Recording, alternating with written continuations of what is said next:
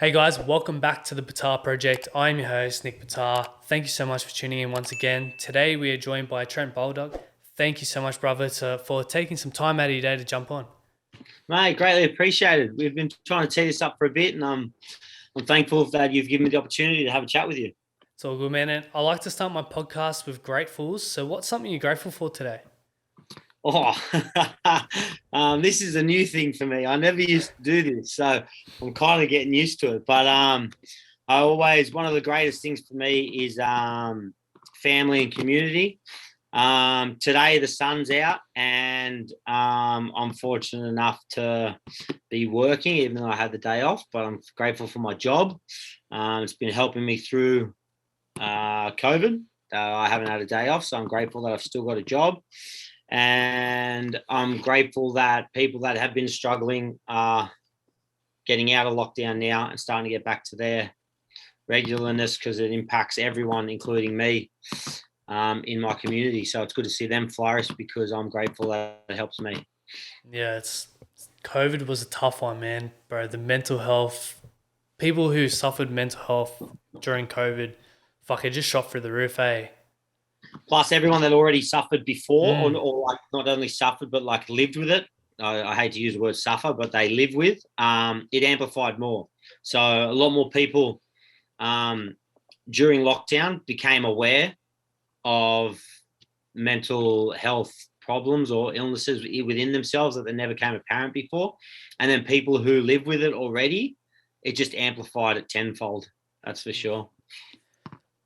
With COVID and with lockdown, what positive did you take out of it? Because for me, the positives I took out of it was we could actually take a step back from the hustle and bustle of everyday life, and we could really just focus on ourselves both mentally and physically. Like I would go for runs, and you go to the park and you see all these families with their kids, and prior to COVID, they probably didn't get to have that quality time with their kids and build those quality connections. So for you, what would be the positive that you took out of it?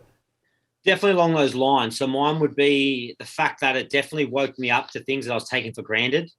So I would every day I'd finish work, go to the gym, be able to go for a surf, go to whatever restaurant I wanted. And Friday afternoon I'd be down the pub, no questions, catching up with everyone from the week. Saw my family every day. Sometimes if I didn't want to see them, I chose not to. I could do this and that. I picked and choose what I wanted to do when I wanted to do it. And then when we got cut back to do anything, it made you appreciate the things that you turned down, the things that you took for granted. So you're like, oh, I do that all the time, so I'm not going to do it. And then when you couldn't do it, you actually wanted to do it more. So I became a lot more aware of that. Also, it definitely slowed me down. So everything was go, go, go. And I definitely, as you said, took a step back, looked at myself, like found a couple of holes in the ground, a couple of little things that need to be repaired physically and mentally. And it definitely gave me the time to do it. So rather than living, you know what I mean? Like, so I'm a carpenter, so I worked the whole way through. The building game didn't stop. But rather than at 4 o'clock, going to the gym, going to my mum's for dinner, going to catch up with the boys, going down the beach, doing all this, I was home at 4 o'clock. And then from 4 till the next day, I was just reflecting on myself. I was thinking, I was trying to get different businesses in.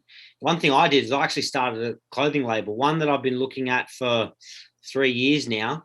The last 6 months, if I hadn't had this lockdown, I would not have been able to get off the ground. So I was fortunate enough to take the time, take a huge step back and use the time to my advantage and focus on something I really wanted to work on. I definitely worked on myself physically as well. I set little goals. Definitely last year in the 2020 lockdown, my mental health and my physical health got the better of me. I was drinking excessively. I was taking excessive amounts of script and illicit substances on the weekends to hide away and drown it, just to get from Friday to Monday quicker.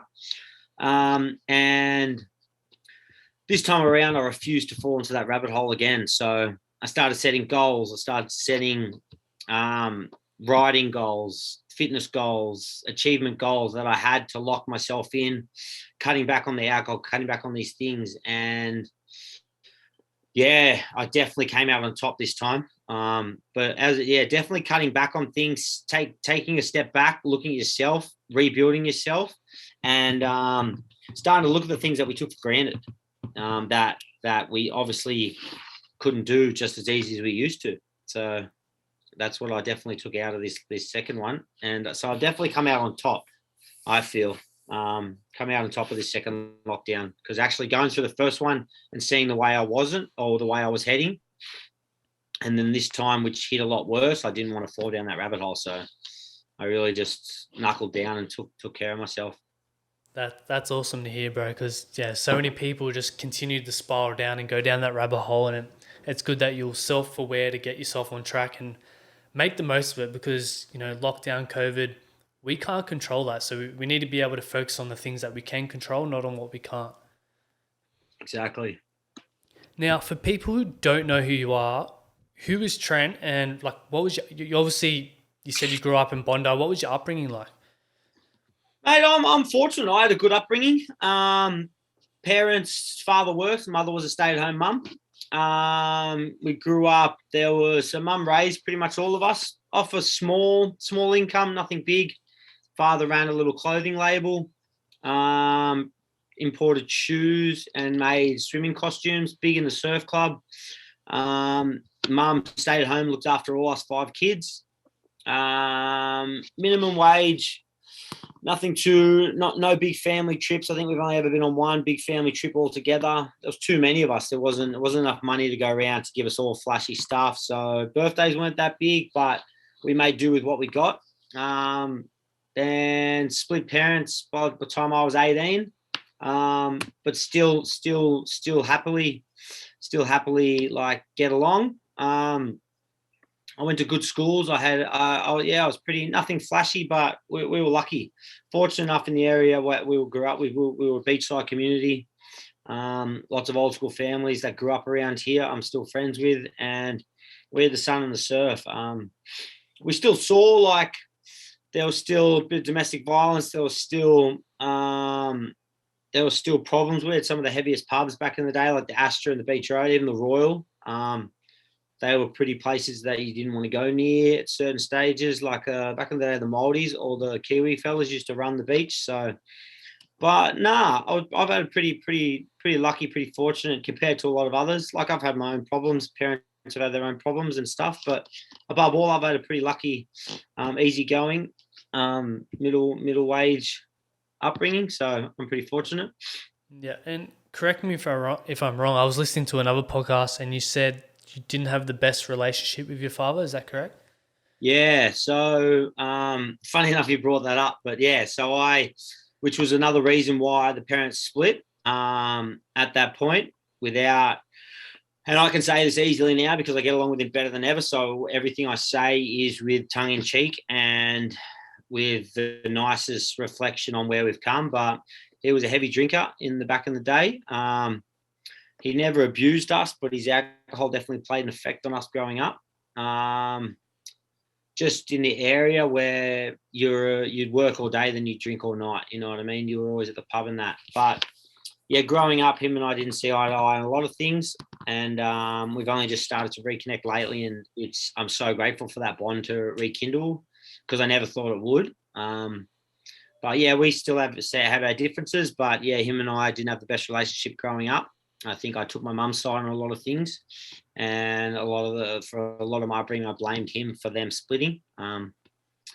But yeah, so although he was the hard worker, he was never around, you know what I mean? So I was raised by my mum. He brought us the money, but other than that, he didn't really do much. But yeah, him and I have a great better relationship now, and he pretty much knows where I stand and all that kind of stuff. So I guess the older I got, the more open we are about things, and I'm able to tell him that. And I think now I can do my own thing without the control or without him. I can get his input and stuff, but I don't have to listen to it like I did when I was younger. So if I need his input or want it, I'll ask for it, but then I can choose whether I want to use it or not. So that gives me a bit more control in my life, and that makes me a little bit happier too.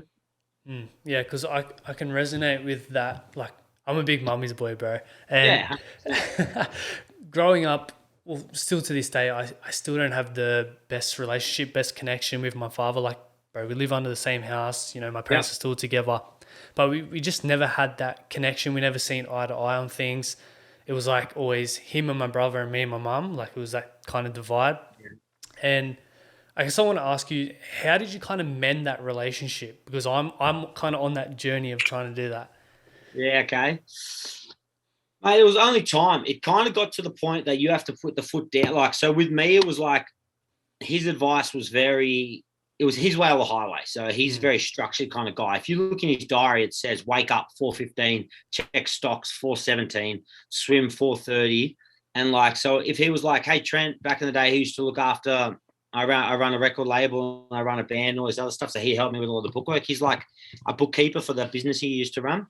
So he's an accountant bookkeeper. So I have my way. I'm very relaxed. I'm very laid back. But he was by the book. Like if it's point oh 0.01 and you put 0.00, that's the end of the world. Like if an 0.1's an 0.01, it can't be an 0.00. You know what I mean? So if he booked you in to see him at 4:30 on Wednesday afternoon and it got to 4:33, he'd be calling, "Where the hell are you?" Like he's a very structured kind of guy, and I'm a very laid back, cruisy, which I think I get from my mum. But I think I just got to the age where I just had to lay it. You just got to be a bit not forceful, but you just got to lay it out. You're like, these are the things that I don't like about it, and these are the things. And like, if you want to stay in my life and you want to be a part of it, these are the things. I don't need your advice on this.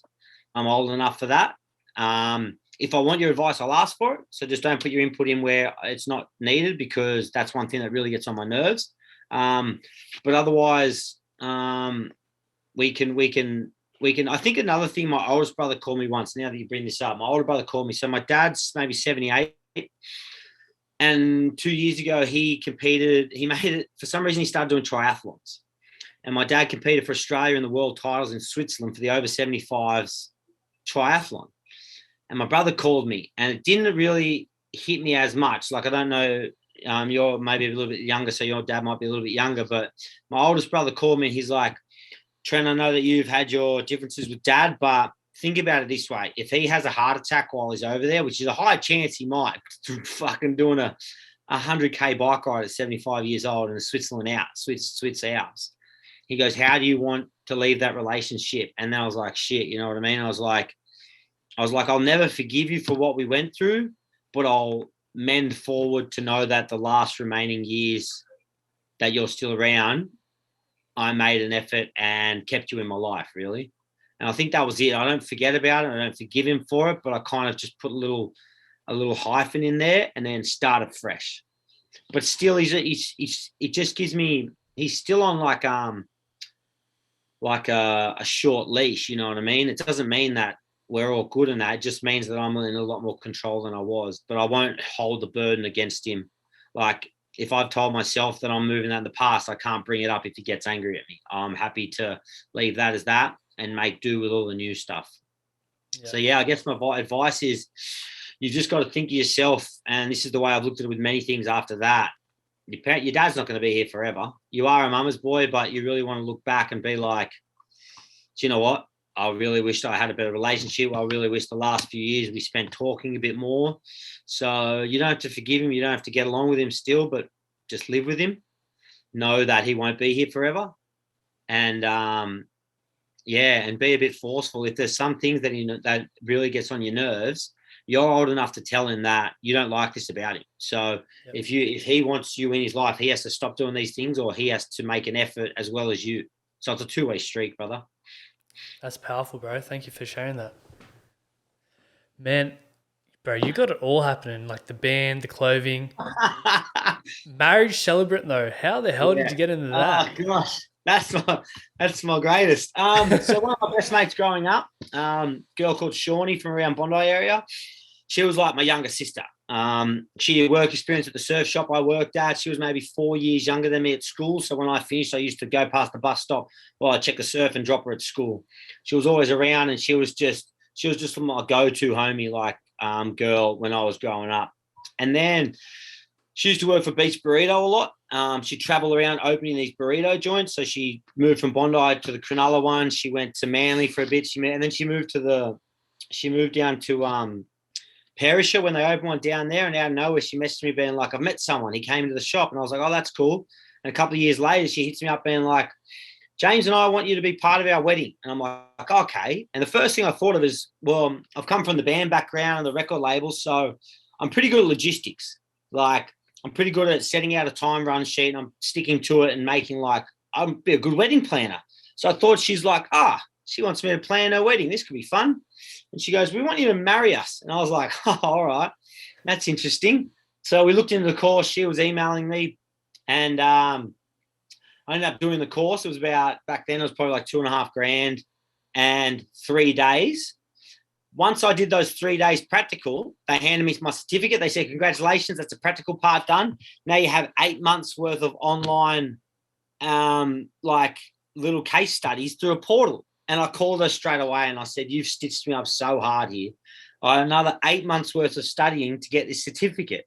So anyway, I did it for her. And then as soon as other best mates found out, it was like a snowball effect. The second I called a mate saying, oh, you wouldn't believe it, I got this, he's like, you're booked. And then as soon as I posted a photo, 2 other mates for school were like, what, you're a celebrant, you got to do us too. And then like there's one family, I've done both brothers and the sister. There's another family, and I've done their 2 cousins too. So like, I'm just keeping it local. I think the other thing is this day and age, a lot of people don't want to get married in the church. They want to do it in a park scenario. And everyone from the age of 28 to late 30s now are getting married. And I'm 34. So I'm kind of in that perfect medium where I'm the same age as the guys getting married. I'm a bit more laid back. I can be formal, but I am quite laid back and chilled. And when they come and talk to me initially, I think they feel a lot more comfortable talking to me about their past, their future, all these things, rather than someone a little bit older that they don't know. So, I've had a lot of friends and family referrals, and it's been a bit of fun. From that, I was on Married at First Sight twice, did that show as a celebrant on that TV show. And it's cool. But I've had 2 years off. I've had no weddings for 2 years. So I'm looking forward to getting back into that. Fuck, that's funny as. What do you love most about doing that? The funny thing, and this is the big thing, I think, as you touched on earlier, which you'll probably get to, is that video of me being vulnerable. I think I've always been, although I suppress it and push it down, which is why it bubbles over that video. Sometimes I suppress a lot of my feelings and my emotions, but I've always been a big, big lover. Like I love hard and strong, and it always backfires. It doesn't always backfire, but it backfires a lot. But I've always been a huge advocate of love and people's journeys, people's stories. So I think that just goes hand in hand with the wedding celebrants. Like one of my favorite movies is Romeo and Juliet, like one of I think the greatest love stories of all times. And then you've got Notebook and all these other ones. So I'm a big sappy dude. And I do love love. And then the best thing about this, which I've learned, which I still fall in love with every time, is I'll meet another couple and it's a fresh, clear page. I'm like, how did you meet? And then they'll just tell me, it was Tinder, it was a donut store, it was first day at Woolworths working. And I'm like, I love this. I'm like, what happened? And then they're like, oh, he slid a note under my, and every single story is different. Everyone has their own unique collaboration of how they came together. And I think just the uniqueness of everyone's story and how much I do love, like I'm an old school lover. Like when you tell someone you love them, you mean it wholeheartedly. And like, I think it definitely reflects. And the fact that I'm the sole person in that, on that day, reflecting their story and laying it out for their closest friends and families to hear, I'm so honored and I love doing it. That's awesome. Like I love that because I'm a big lover myself, and it's great that you can. I guess you're a part of the next chapter of their journey, essentially. Yeah, you've taken the 2 worlds. They've had story A and story B, and together, and you're starting the first page on story C together. Like that's just the way it is, and it is crazy when you think about that. Like once they have the celebration after, but you are the main start of their journey together in holy matrimony. Yeah, it's crazy. Bro, that's amazing. It's good to see you talking about love and stuff because you have tattoos. You're a bloke, like blokey bloke. Yeah. I guess in today's age, you're in that demographic of tough guy. Don't talk about your emotions and shit. Yeah. But like, on the outside, you look like that, but in the inside, like you're a big softie, and I love that. Yeah, thanks. Yeah, definitely when I was growing, like I started getting tattooed when I was really young. So like I'm 34 now. I think I got my first tattoo when I was like 17. And I've been getting tattooed literally every 6 months or a year, every time I travel, every time I tour. But there was definitely a young time because I started getting my legs tattooed first. And this was in a beach environment where everyone had like a sleeve or something. So I'd walk around with my legs covered in tattoos, and I definitely see like families or people cross the street, or they look you up and down because like it wasn't just a little forearm tattoo or something. You'd have like a whole leg covered in drawings, and they definitely didn't know how to take it 10, 12 years ago. So it's definitely a lot different now with so many people absolutely covered. So it's a lot. I'm probably less covered than a lot of other people, but you can definitely judge people. So you definitely, like, if you look at me, there's so many chapters and so many different like sections to me that you'd never pick by looking at me. That's for sure. If you see me in a pair of costumes down the beach, covered in some of the worst, crappiest tattoos and drawings all over me, and then me tell you that I'm a marriage celebrant, you'd probably laugh in my face. Yep. On that, what is your worst tattoo? I have a big dagger on my thigh that I let my mate do years ago because I thought was so cool.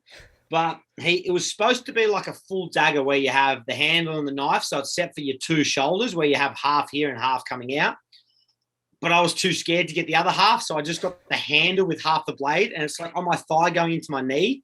And if you really look at it, it just looks like a veiny dick, like a big, big veiny dick. And yeah, that's probably up there with one of my worst for sure. I've got Taylor Swift tattoos. I've got Post Malone. I've got a hot sauce bottle for sriracha, and that actually sticks out. That one's actually really bad because it looks like a dick. So it says hot stuff, HAWT, and if I'm sitting with shorts, I get little weird looks. It looks like a penis sticking out of my leg. So yeah, a couple of them I didn't think through, but I'll get them drawn around later. So you know what? No regrets. You move onwards. That's it. Good old home jobs, eh? No, these ones I decided on. Oh, you decided on. I got no legs to stand on. Don't know if that's fucking better or worse. I should have just gone, yeah, home. Long 4-day bender, can't remember, Bali, home job. Yeah, we'll stick with that though. Done. But dude, let's jump into the mental health stuff now. Obviously, you've experienced anxiety and depression. What was that like for you, and what is it like? Like, what's your experience like with that?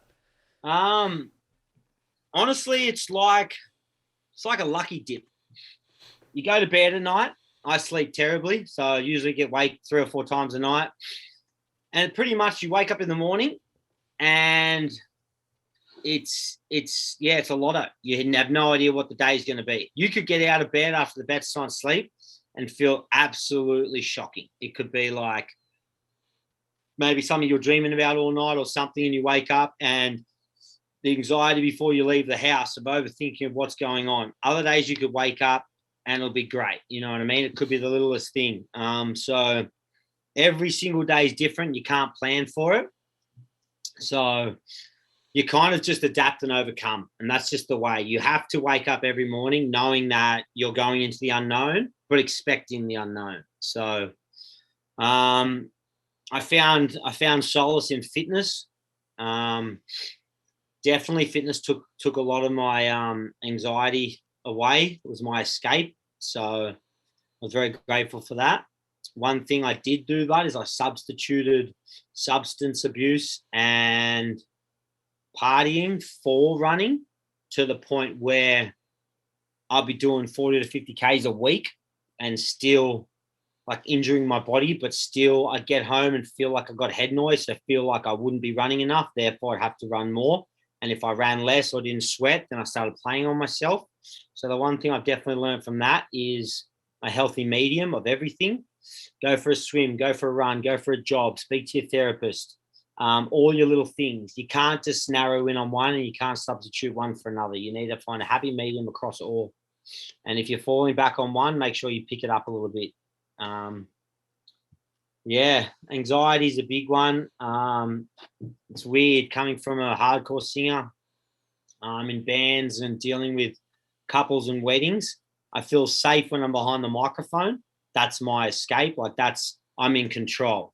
But if I walk into a room of a party or a pub with a group of people and I'm not in charge and it's not me running the show, I feel very small and my anxiety goes through the roof. I usually have to leave because I'm unaware of the circumstances or the outcomes that are about to come, and I like to be in control. So those scenarios really, it's like you're another whatever the opposite of a recluse is. You're an out person that likes to be in kind of thing, and that's the hardest ones for me right now is that unknown where I like to be in charge and I like to know what the outcome is, but going into an open room filled with people and just going with the flow, I freak out a little bit. Yeah, I can relate to that because, I have anxiety myself, more so social anxiety. And growing up, it held me back so much from, taking opportunities and doing things because if I didn't know every single detail of what was going on, I would not do it. I would not go to it. Yeah. And I would build up so much fear within myself to the point where I'd actually be vomiting and or fatigued and just want to stay in bed because it was like this safety mechanism that my fucking brain and body would do, which was fucking crazy because every time I would go out of that comfort zone and do whatever I had to do after it, the best time. I'd have the best time. Just And the after initial starting, I'd be totally fine. I'm like, why the fuck did I do this to myself? Yeah. It's just a game. It's not even a game. It's just this repetition you play with yourself. So I never got to the vomiting stage, but I'd be touring with bands for so long. And then my boys would be like, yo, I'm coming up from Melbourne. We've got a show Friday night. We'll chuck you on the door. I'm like, sweet, done. 5 o'clock, I'm still laying on the couch. They're calling me. I got missed calls and I'm too anxious to pick up the phone. I don't want to talk to them because I don't want to tell them I'm not coming because then they'll make me come.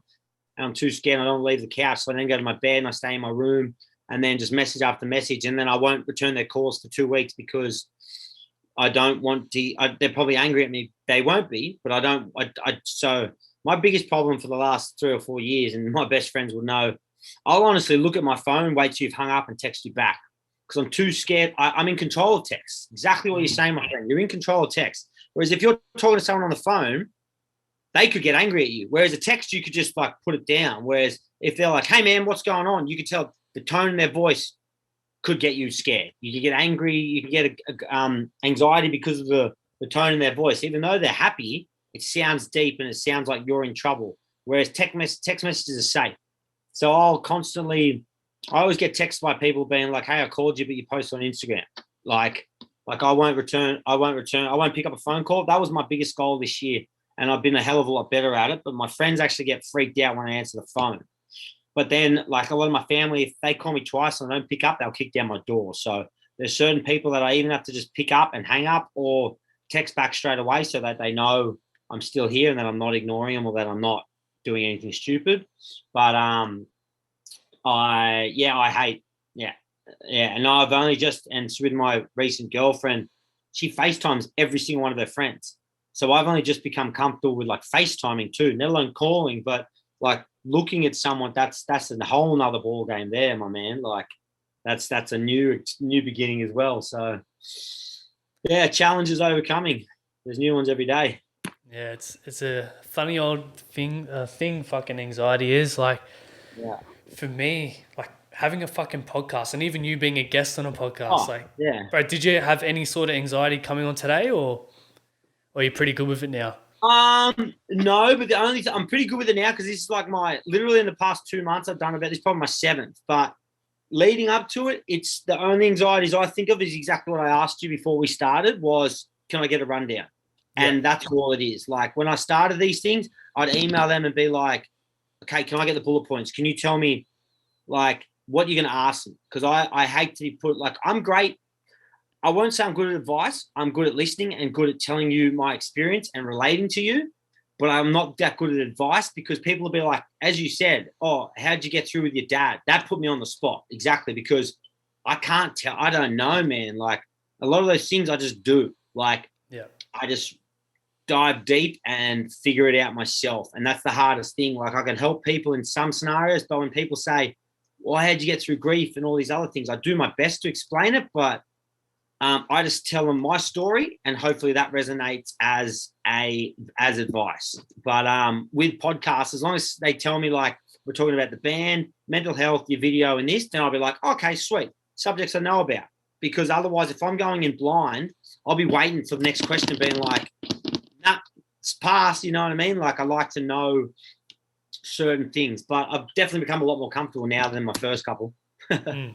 And the thing with anxiety, what I've learned this year is it's a sign of something that you need to head towards, something that you need to face. And for me, that was, podcasts and putting myself out there and talking to people. Like, I hate phone calls just as much as you do. But one of my goals this year was to talk on the phone or send voice messages and, do more podcasts. And bro, the growth off the back of that, when you put yourself out of your comfort zone, Yeah.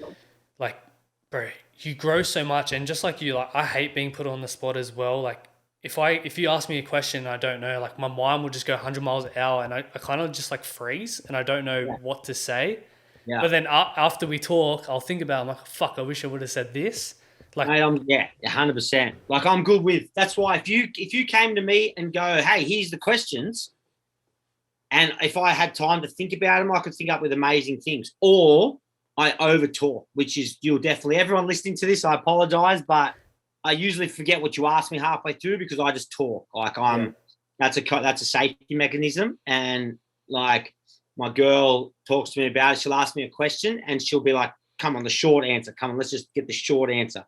Whereas if she asks me how my day was, I'll start off by saying, well, last week was the same thing and she'll be like, no, just tell me today. Like, let's just keep it narrow. So like a safety coping mechanism is I just talk, and hopefully some of it makes some sense, I think. bro, But funny, you were talking about getting out of your comfort zone this year. So a girl called Sophia, I think it's Sophia or Sophia, runs Take 10 for Men. oh, yeah, She was one of the first podcasts I did, and her and I connected really well. And so when you asked me first up about gratitude and gratefulness and that, she messaged me after, like, and we texted each other, no joke, for 3 weeks straight every morning. And she goes, you have to tell me one thing you're grateful about every day. And the first time I'd send her a voice message being like, this is dumb. Like, what do you do? What do you mean? And she's like, you got to manifest, you got to journal, I go, no, you just do it. You live it. And the funny thing was, there's huge things. So I started doing that with her. And then my girl was big on it too. So I started doing the gratitude and the manifesting and stuff. And I hate to admit it, but the last like 2 months, life is insane. Like, going from a couple of big opportunities I've just had. I've just launched my clothing label. Me and my girl have gone through some rough patches. Now this is the best we've ever been. I've looked at and it's like, it's just showing this gratitude resonating out there in the universe, and it's coming back. And so this is a big one, as you said, about things this year. And I think that's one of mine. And I'm definitely trying to do it a lot more. that's awesome. And yeah, like on the outside with grateful and manifesting, like it seems like so stupid and there's all this spiritual weird shit. Yeah. But the reality is, bro, it fucking works and it makes you feel so good. Yeah. Yeah, 100%. Because that's the thing. Like, I do like it when it's like, I think the one thing that was just getting on my nerves is when people are just so blasé with it online. I think I just didn't understand it. Like same thing with meditation. And this is the thing, I don't ever judge anyone for anything because to each their own. Like, you know what I mean? When people get angry, they might cry and call their mum. Other people might go punch a tree. You know what I mean? Like, everyone has their own ways of coping with things. And for me, I can't sit still long enough. Like right now, I have a fidget ball because we're sitting and talking. So that's the only thing that'll get me through right now. But there's no way I can meditate. You're dreaming. Like, there's no way I could sit there long enough without my ADHD running a mess. I'd sit there and try and relax, and I'll be wondering what coffee I want to have tomorrow afternoon. Like, yeah. So I just can't. I run, listen to heavy music. That relaxes me.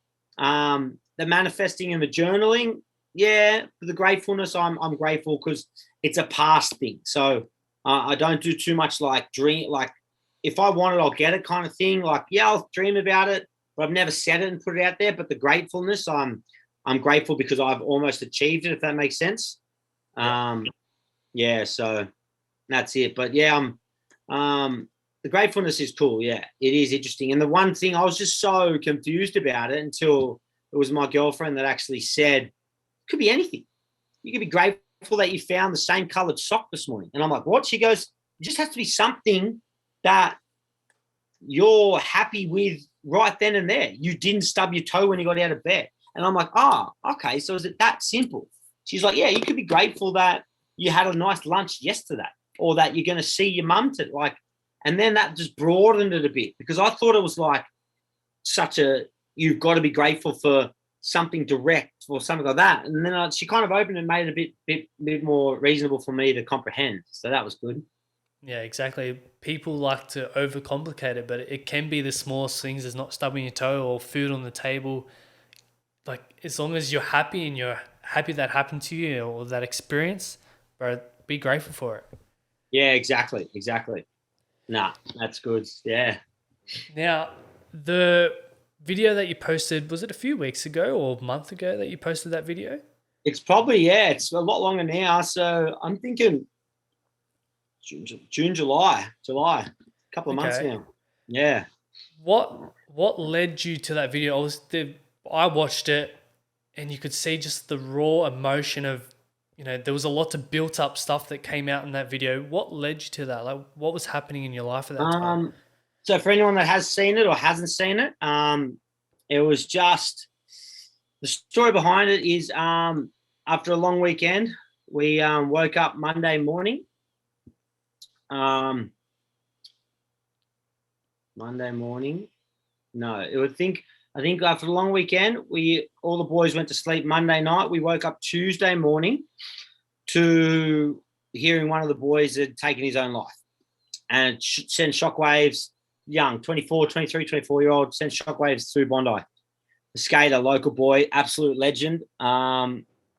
Obviously was just doing it tough and just couldn't handle what was going on at that time in his life. Now, about 6 dudes went out that Tuesday night drinking. They went to one of the boys' house, hung out. They had a big hangout just to catch up, just like a little bit of a morning together. There was 2 of them left that were walking up Hall Street. They went to the bottle shop. One of them said, let's get a 6-pack and keep going. The other one said, no, I'm going to go home. I've got to be home soon.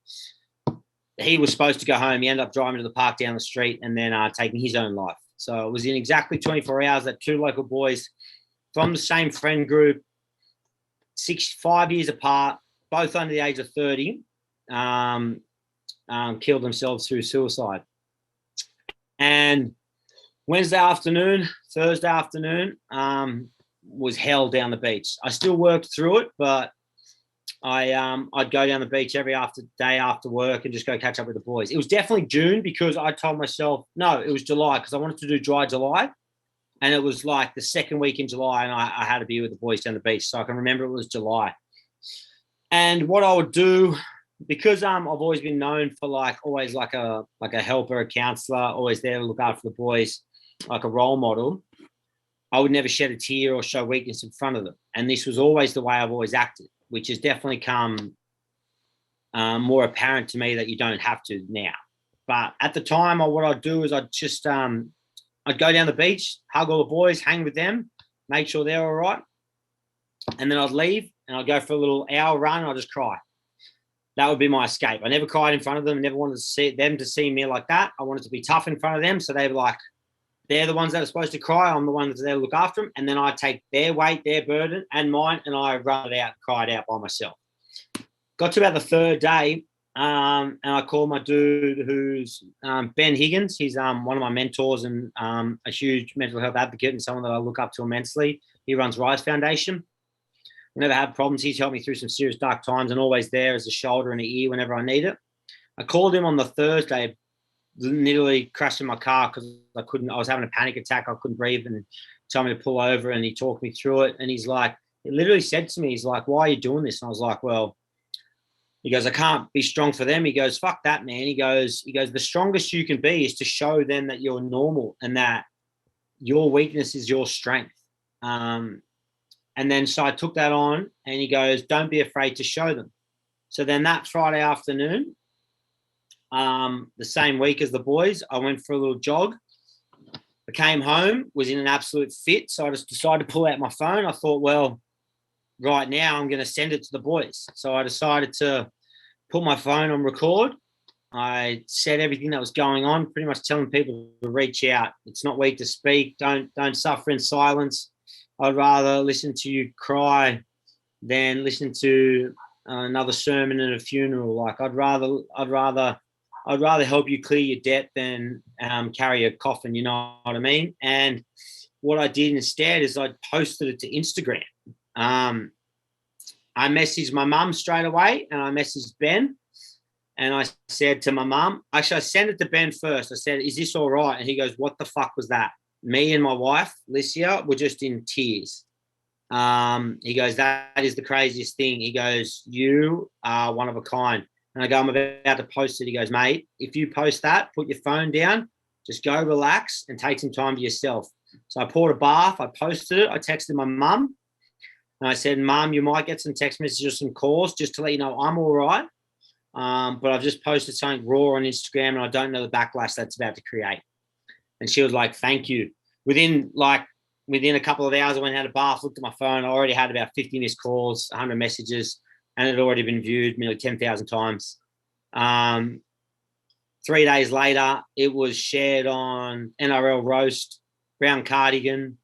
Today, I think one of those radio stations, it had Gus Warland from Gotcha for Life commented on it. Kelly Slater commented on it.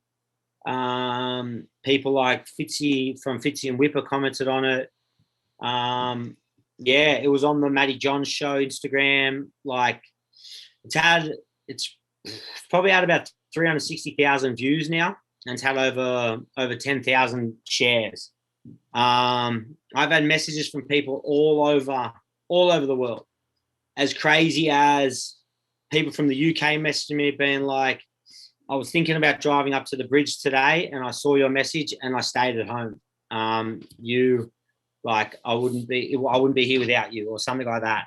To the fact where my most recent one, I got message from a lady who was talking about her adopted son and that he was going through hard times with drug addiction and this and that, and was seeking a little bit of advice in that, to the point where she messaged me 2 weeks ago saying that he's no longer with us.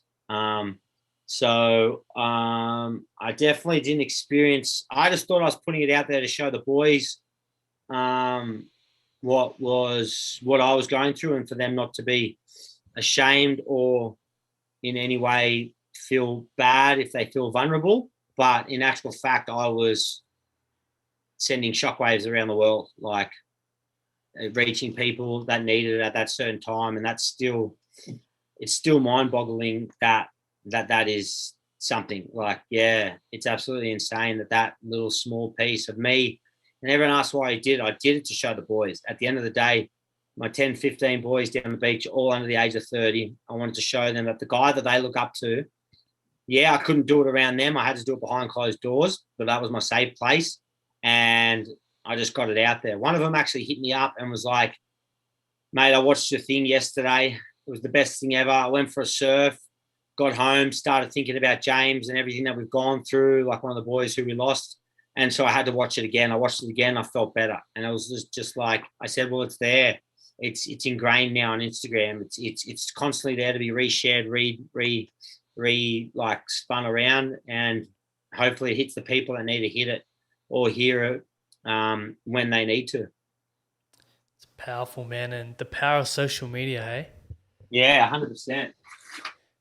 For anyone listening, definitely go check out that video. Like, dude, I love that you posted it as well, because it shows your vulnerability and your authenticity. Like, it shows that you're actually human, and it's great, especially for us men. Like, we struggle sharing our emotions and our feelings and being vulnerable. And by you posting that video, the impact, the amount of people that it reached, it allows other people to also see that it's okay to be vulnerable themselves and share their feelings and emotions. And that's the impact it has by us sharing these stories and podcasts and all that kind of stuff. Yeah, one thing that definitely resonated, and one thing a couple of dudes kept saying to me was, they kept saying, like, leading by example, like you're leading by example. So everything you'd say, you lived by it. You know what I mean? Like, I'd say, if I need to do this, and my mate would always see me jogging, and he's like, "I saw the tears in your eyes, so I just let you go." And this still happens now. Like, but he said, everything you say, you live by it, and and you're true to it. So that's one thing that I am grateful of. Like, and I've definitely stayed authentic to that conviction. Like, you know what I mean? Even if I'm in the wrong, I'll still stand there by it. I'm not going to change or budge unless you prove me otherwise, and then I'll admit it. Even if I'm standing there screaming on my own, I will still stand by my beliefs and my convictions. That's awesome, man. And what I guess what would a piece of advice be for like a male who is struggling currently? I can easily say, I know they'll hear this a lot, but you're not alone. Yeah. You're definitely not alone. You'll be surprised at the people.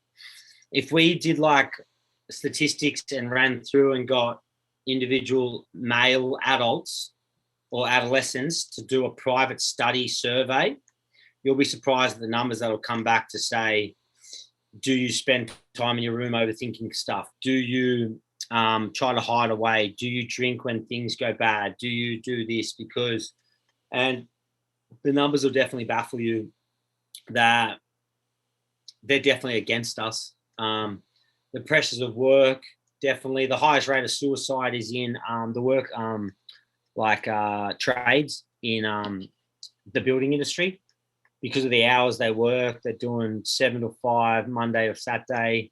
Most of them are young families. They're under pressure. They're under physical pressure, lifting stuff all day, and the mental pressure of finishing jobs. But yeah, the suicide rate in the building industry is absolutely baffling. So I guess my advice is you're not alone. Don't be afraid to seek help. One thing that I turned away from for years was therapists. I always thought that, yeah, I can deal with myself. I can talk to friends, but the one thing that your friend can't give you is that unjudgmental opinion. Because if you're like, fuck, my mum's a bitch, she did this, he'll be like, yeah, but you know what? That's your mum. Whereas if you said that to a therapist, she won't say yes or no. She'll nod her head. She has no biased opinion, or she or he has no biased opinion, takes no sides, and will give you middle ground advice.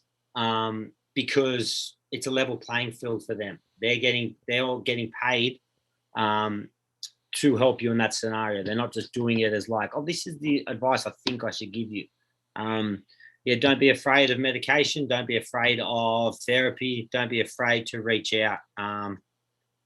The hardest thing is the initial text message or phone call, and it could be as easy as, mate, do you know how many people hit me up after that video thinking that was why I think I started by saying this is not a cry for help or a suicide note or something, because I wasn't sure that people would have seen it and thought that it was my final note or something. But I did get hit up by, no joke, like I was answering messages for a month after. I had thousands of messages, and people left their mobile number. One dude actually sent me, I had several voice messages. Hey mate, you don't know me, from America. If you ever want to talk, just here's my number. FaceTime me. Get like, you'll be so surprised. And this is another thing that I know, and I've just thought about this now, it's hit me, but in society, people are very vain when it comes to Instagram for self-validation, for appearance. But I don't see any problem with self-validation in mental health. So, like, if someone's up there trying to get someone to comment on their thing to make themselves feel better, I think that's one thing. But if I post something saying I'm having trouble and you have 1,000 people message you saying, hey, mate, you're all right, I'm here for you, blah, blah, blah, people you don't know, that's actually some good reassurance that I've never really thought of. So people actually should not be afraid to be a bit more vulnerable and post stuff on the World Wide Web, because to be honest, you'll probably get judged more from close mates than you will from a random on the other side of the world. Like someone that doesn't know you at all will be like, wow, this guy's hurting. Not that he's the biggest football player who's never had a day wrong in his life and this and that, blah, blah, blah. He'll just be like, wow, this guy, I feel what this guy is, so I'm going to tell him. You know what I mean? You could just get advice from complete strangers on the other side of the world, and that's the little reassurance you need then and there. Yeah, and it's because they can relate to you, and it's true. Yeah. Like, you're not alone. Everyone goes through shit in life, the ups and downs in life, and we'll take anxiety for example. I put a poll up on my page. I said like, who's experiencing anxiety? And I think I had like 90+% of people said that they have, struggled with anxiety throughout their life. And it's like, Yeah. fuck, I didn't know it was this common, but it is, and everyone goes through it. Yeah. The thing is everyone's like, one thing I've definitely learned, especially when listening to people, it's not a competition. So if someone's like, yeah, I've got anxiety, I've had a wrong day, you never go, oh, yeah, I understand. I do too. That reminds me of, like, don't try and one better it. Like, no one story is more severe or better than others. Everyone has it in different levels. Yep. So the idea is you can tell them you can relate, but don't try and one up anyone. So don't try and compete that you have heavier anxiety or deeper depression or whatever, because you know what I mean? Someone's first step of depression against your third could actually be worse, because your brain sees your third step as heavy as their first. You know what I mean? It's different ways you look at it as well.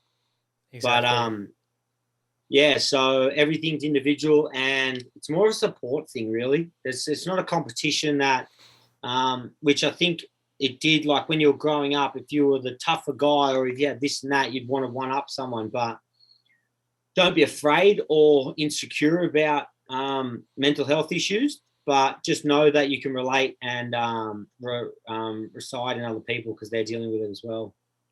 Definitely. There's always someone there that's willing to sit there and listen to you. 100%.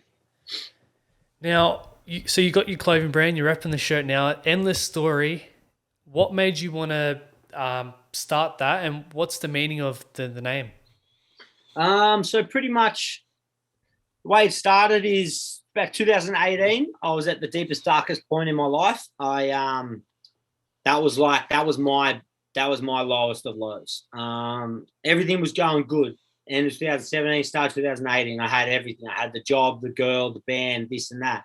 And out of nowhere, every little thing started to fall apart till I was left with nothing. And I was just broken, battered with nothing. And I was like, I hit a point where I'm like, there's no reason to go on. Like, I don't really have anything to strive towards, and I've got nothing to show for it. And then kind of around that time, I was drinking a hell of a lot, and we found out one of my boys from Maroubra had just taken his own life. And I think it hit me then and there. I was like, here am I reflecting on myself, thinking that I don't want to be here anymore. And then at that time, someone else obviously didn't want to be here more, and they are not here anymore. And it woke me up to be the point where I was like, wow, I go, life is so precious. My story is not finished yet. Like this is the weakest, lowest point, but I'm ready to rewrite and build the next chapter and grow from there. And not only that, on my life, I'm going to continually write and be the author of my own tale, but I want to continue the stories of the ones we've lost. So the impact they've created is not forgotten, or not, their chapters are not finished when they are gone. They'll be continually written while they're not here, carried on and rewritten by the ones that they touched along the way. So the Endless Story thing is pretty much my story, and the ones that have touched me along the way, I hold with myself, and I'll carry their stories from now until forever, until I'm no longer here, and then my stories will resonate with the ones that I leave behind. Yeah. Dude, I fucking love that. Yeah, so that was what it was, and it just started. Honestly, I told myself that is Endless Story, and then we lost him September. No, when was it? It was just before Father's Day. Anyway, it was literally a couple of weeks later with City to Surf. So I made a T-shirt with I got this logo made up, and then I was looking at doing a streetwear label, and then just before City to Surf, I asked my mate to put my logo with a T-shirt saying "I fight for those who can't fight no more," and I gave two to his two sons, two sons that he left behind, one to Ben from Rise, and I ran the City to Surf in the other one, and that was where it started, City to Surf 2018, and I had the one shirt, and then I got hats made in 2019. And then mid 2020, I started getting serious. I go, well, I'm going to generate something. So I launched last Saturday with five T-shirts, a hat, and a couple of beanies. And Yeah, it's a streetwear label, quite demographically run around mental health awareness, but not run as a mental health awareness brand. So Endless Story is a clothing label that will collab, work with charities, do fundraisers, do collaboration to raise money, but it's also just a streetwear label. So I'm really just selling the brand. That ES is all I want to push. Like that ES could be anything. In 5 years, it could be a podcast, it could be a band, it could be a you know what I mean? It could be anything. It's right now it's a logo that I want to branch off into something that's bigger than I can imagine, really. But yeah, this is just ground zero. That's awesome, man. And I'm on a similar journey with my own brand myself, and Yeah, I want to do a lot of work with charity and mental health and branch off in all different directions. But that's the fun of the journey, and it's fucking. There's so much to learn, eh? yeah. That's why I don't want to pigeonhole. That's why I've even said to people, they're like, "You're raising money." I said, "Nah, to be honest, right now I'm not. I'm recouping my funds that I put into it, but I will. Like so, but it'll be more unique stuff. I don't want to be like every single purchase or every shirt gets this. It's like, you know what? I'm just doing this as a clothing brand. And then what I'll do is I'll get like one of my tattoo artist friends, or I'll get a street artist, or I'll get someone to do a collab design, and 100% of the funds for that t-shirt will go to a selected charity that I do. Or I'll work with an event and I'll say, hey, it's $1,000 tickets to come. Endless Stories running this fundraiser event, blah, blah, blah. And all that money will go to it. So it'll be branches off from my label. But I didn't want to start off being like just mental health, raising money for things, because that would pigeonhole me too much and I wouldn't be able to branch out later. Yeah, that's awesome. I can't wait to follow the journey of the brand, dude. As we start to wrap up, last few questions. What does having a better life mean to you? Whoa. A better life for me would be, I'd say, opportunities, or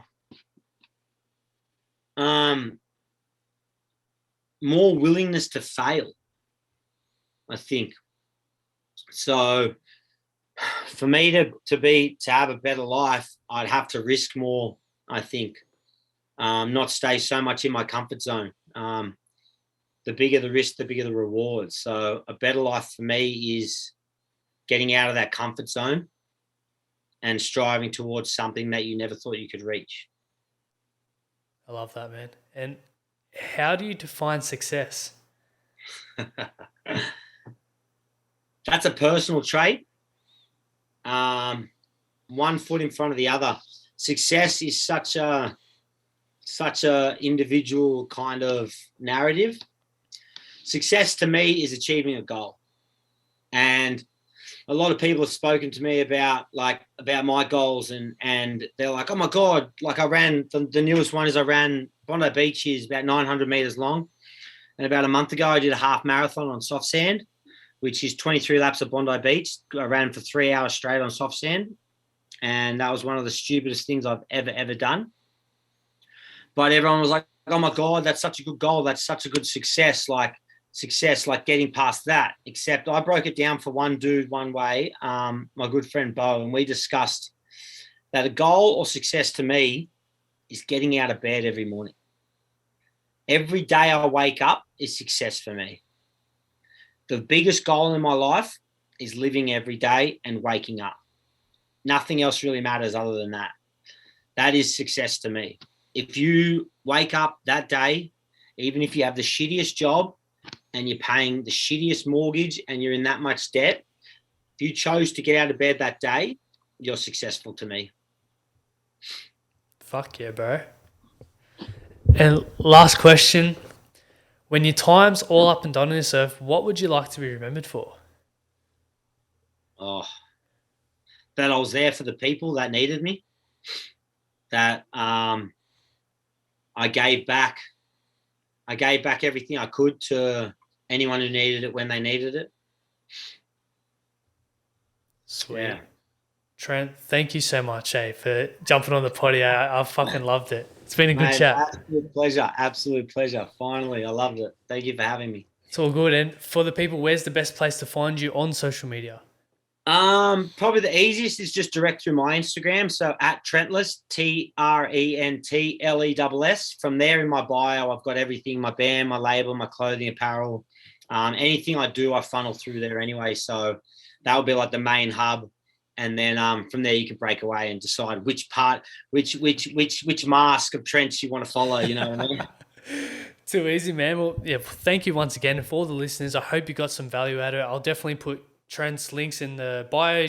Check him out. He's doing awesome things. If you did get some value out of this podcast, please remember to like, share, and subscribe. And I'll see you guys in the next one.